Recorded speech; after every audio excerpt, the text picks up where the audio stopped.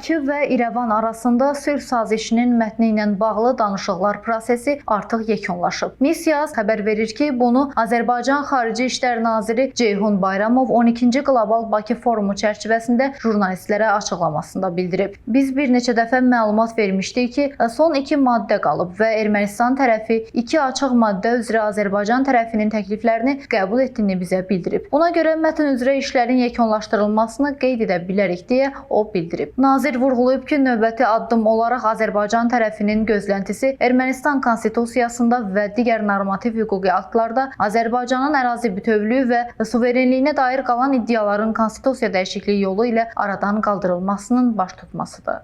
Zərintac Mayıs qızı, Heydər Həsənli, Missiya TV.